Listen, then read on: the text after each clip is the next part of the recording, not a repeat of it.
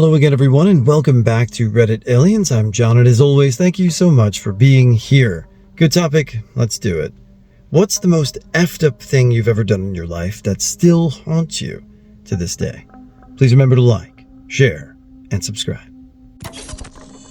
This is going to be a long one, and every time I think about it, I think what a fucking idiot I was. Okay, in college I worked at a gas station on the night shift.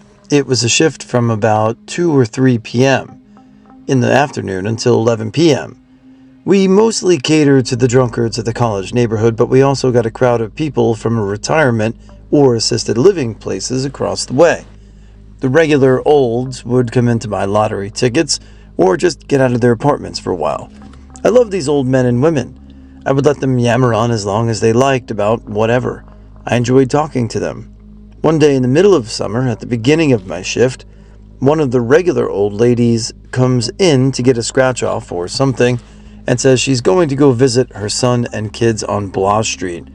I'm like, Mary, fake name, it's over 90 degrees out. That is at least a mile away.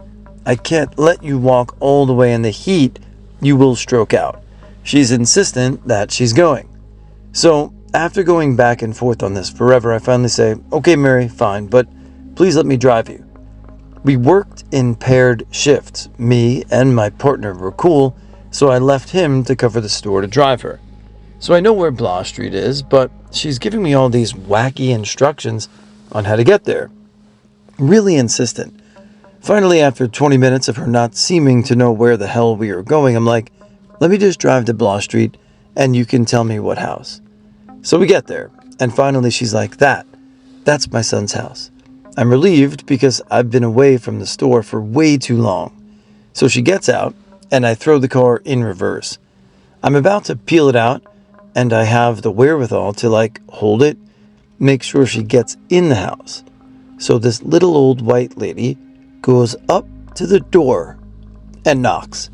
And a few minutes later, 2 little black kids answer the door. I think, shit, this is the wrong house. But the kids talk with her for literally 1 second and then let her in. So then I'm thinking, that was racist of me. Just because she's white doesn't mean her grandkids are. So I leave and don't think about it again until the next day. Apparently, those 2 kids were definitely not her grandkids. They just let her in because, wild guess, they were like, oh, it's a little old lady who seems to think she belongs here. Come on in. Well, the kid's mom got home and kicked her out, and she started walking home totally lost. A kind construction worker found her slightly confused. I didn't know she had dementia, and he was kind enough to call a cab to get her home, so thank God I didn't kill her. You may wonder how I found these details out.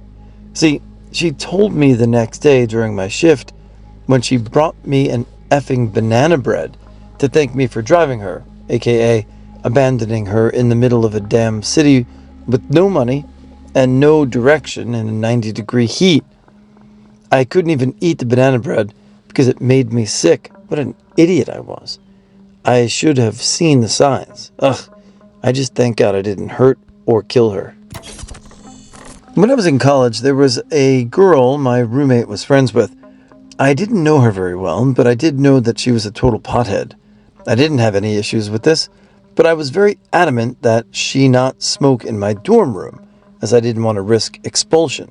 Anyway, one day I came home from class, and she was talking with my roommate, and she had the reddest eyes I've ever seen.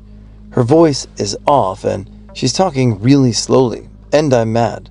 I'm in the middle of this speech about how I only had one rule, and she couldn't even respect that. And then my roommate tells me that she isn't high. She had just finished crying because it was the anniversary of her mom's death. Not intentionally, but one of my exes from high school had been AR'd when she was a kid, and when we had sex, I had no idea that she was crying out of fear. She had been gripping me, so I figured, okay, keep going. And her whines just sounded like the kind of breaths and sounds a woman makes when you're thrusting into her. Well, didn't I see a couple of tears roll down her face from the TV's light, the only light in the room, and I immediately pulled out and checked on her. She just rolled over with her hands over her face and cried heavily. I felt like shit. then, but holy, when she explained why she was crying, I don't think about it at all until it's worth mentioning, but it is the heavyweight champion of personal messed up things that I've partaken in easily. I was in the cab of my dad's Scania truck. He often used to let me ride along. Driving at night, it must have been around 1 or 2 a.m., we were driving along at 45 miles per hour on a pretty straight stretch of road. I couldn't see anything in front of us apart from the tarmac being lit up a small distance ahead by the headlights.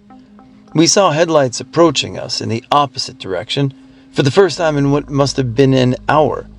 I jokingly said, "Finally another human." Then, as it got within like 50 meters of passing us, a figure, probably a person, ran out in front of us and laid down horizontally in the middle of the road. Now, note that the other car is approaching fast. Because of this, we could not swerve into the other lane to avoid it. And it was too late to stop, even though my dad had started braking.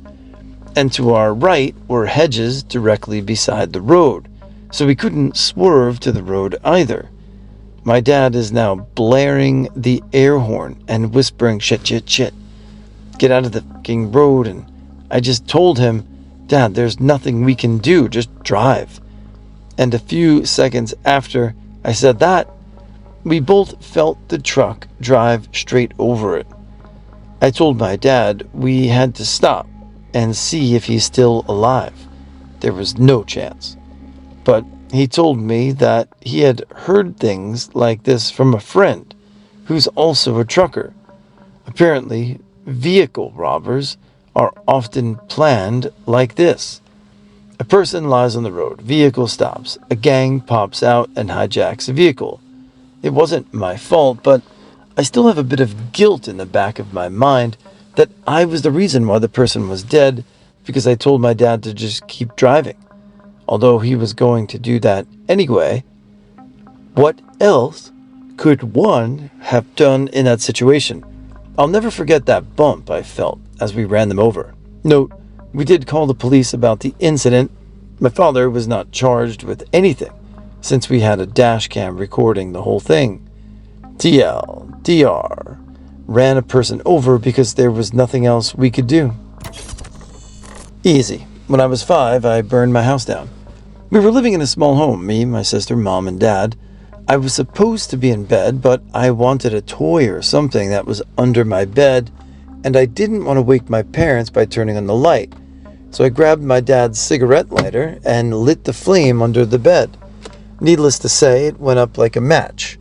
My dad tried to stomp the fire out after I started screaming fire, burning his leg horribly. My room and the source of the fire were blocking every other bedroom from escaping, so everyone had to jump out of a window. Funnily enough, I don't remember the world-class whipping I must have received for that. I just cringe at the thought that I almost killed all of us by being a dumb kid. When I was 12 years old, I was riding my bike around my neighborhood. I saw this guy, probably in his 40s, and started to approach him all S-like. I cringed thinking about what I looked like now. Anyway, he was in his car and started running his hands through his hair, obviously uncomfortable, but I still remember the look on his face. He was confused for obvious reasons, but wouldn't say no if I propositioned him. His friend started walking back to the car a minute later, and I turned around and rode away. To this day, I'm not exactly sure why I did it. I remember my parents watching a lot of crime dramas, and I used to be allowed to watch them too. There was some sex crimes, etc. in the shows, and I think I was just copying the prostitutes I'd seen. When I first graduated high school, I got a summer job helping around the construction site with one of my friends who had just graduated high school with me. We were just a couple of laborers that didn't know anything. We were doing odd jobs in general. The cleanup around the job site consisted of 32 houses and 2 cul-de-sacs. One of the houses was getting a sewer installed, and my friend was out in the front yard, and I realized I could hear him through the open sewer line.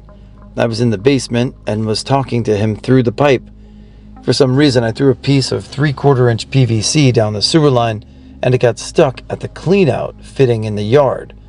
I did not think anything of it until 3 months later when the house was done. It went to settlement, and the new homeowners started flushing the toilet, and their toilet started backing up. The plumber on the job was freaking out because how could there be a clog in a brand new plumbing system he just installed a few months ago? The whole yard had to get dug up with a backhoe, and I watched the plumber pull out stagnant feces, tampons, toilet paper, you name it. It was in there. It was the most disgusting thing I ever saw, and he was reaching in there up to his shoulder, bare hands. He could not find the clog. They kept chasing the pipe back until they eventually cut out a 10-foot section of pipe and found that there was a piece of 3/4-inch PVC inside the 4-inch sewer. My friend and I didn't say a word. The plumber was super pissed, and they ended up putting a camera down in the 16 other houses he had already done, which people moved into, worrying they would find the same thing somewhere else. It was probably worth $25,000 in damages. Dumbest thing I ever did. I mean, we all have one of these things in our lives, and even if you don't think about it, I bet if you really do, you probably find something. I'm not going to talk about mine, but anyway, thank you all for sharing. A few years ago, my attractive neighbor was in the apartment with me. She was extremely forward with things and even told me she was into S&M type stuff at some point. I thought she was into me at that point. We'd been flirting for months. Well, she was looking around my apartment and bent over. She was just swaying her butt from side to side like she was being playful. I gave her a quick spank. I could not have misread about the situation any worse. She was just trying to pick something off the low cabinet shelf. I'm still disgusted with myself, even though I apologized. She said she was even more surprised because she thought I was gay. In 1983, I became convinced my fiancé had met another guy and was going to dump me. I loved her dearly, but rather than talk to her about it, I decided to go ahead and call everything off myself. She wouldn't have to do it. I'd be in control and not get dumped. I immediately started seeing someone else to ease the pain, and I never saw my ex-fiancé again. But I thought about her all the time. I would run into her parents from time to time around town, and about 10 years later, I was talking to her mom when her mom made a comment that made me realize that there had never been another guy. I had just broken up with her out of the blue, and she had no idea why. I remember her crying when we split up, but I thought she was just sad at its ending, but relieved that she didn't have to tell me. I still sometimes start my day listening to Randy Travis sing 1982 while I look at our old pictures. She has a great life with a wonderful family. I have a great life with a wonderful family. But I always wonder what it would have been. I know it's completely messed up, but I guess that's the point of this thread. I used to intentionally pierce condom packages with a safety pin I kept in my pocket whenever I went to the drugstore. I was about 11 or 12ish and scientifically aware of the consequences of what I was doing, but it seemed like a funny prank to my underdeveloped, immature teenage brain, like LOL, unexpected pregnancy, bro, or ha ha ha, you're going to get chlamydia. Then, the drugstores I used to shop at started keeping condoms in those plastic casings you see nowadays. And I honestly thought it was because of what I was doing, and assumed the others might have been doing the same heinous thing. So I stopped. But only years later did I realize that most drugstores were doing the same thing, and that those casings were designed to prevent shoplifting, and were even used for other small items such as AA batteries and whatnot. Anyway, if I could go back in time, I would punch my younger self in the pancreas and explain just how effed up and not funny that was.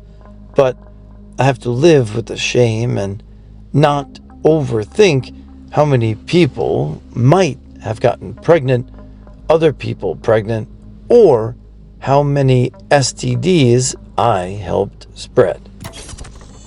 I was bored in the house one day alone when I was about 10, so I decided to give my dog a shower. I genuinely loved my dog. He was my best friend growing up. But for some unknown reason, I decided to turn the shower onto hot water only, extremely hot, and started showering him. There was a delay, I guess, in his reaction because his fur was so thick, which meant I kept it on him for a few seconds. Suddenly he started yelping like dogs do when in pain, and his instincts were to not be aggressive or to try and escape, but just look at me, scared and confused. I panicked, smashed on the cold, and cooled him down as quick as I could. Fortunately, he was not burnt or had any ongoing issues. He never even lost trust in me. I felt physically sick and ashamed of myself for days after, and obviously, it still bothers me 20 years later. The good thing to come from it is that I was so disturbed by my actions that I have never knowingly inflicted pain on anyone or anything since. When I was like 6 or 7, I was at the big slide in the park hanging out with a bunch of other kids from the neighborhood. There was this really big, not older, just big fat kid near the slide. Whenever a kid tried to go down the slide, he would shove the crap out of them and make them fall off. None of the other kids wanted to stand up to this bully, so they didn't slide down. I went to the slide and tried to slide down, but this kid shoved me off. I went up again, told him not to do that, and he tried to go down again. He shoved me again. I got mad. For instance, and for the third time, I went up there and pretended like I was about to go down. When he reached to shove me, I grabbed him, threw him on the ground, punched him in the face, and started choking the crap out of him. This kid was mortified. While I was choking him, I whispered in his ear, "Stop shoving me," and then let him go. He went running off crying to his mom. I felt good for the standing up to the bully. His mom went to my mom, and my mom's sat aside. She said, "He's different than you are. He doesn't understand what he's doing is wrong." I said, "How does he not know pushing other people is wrong? I told him to stop." She said, "One day you'll understand." I do now. This kid had Down syndrome. I choked a kid with Down syndrome.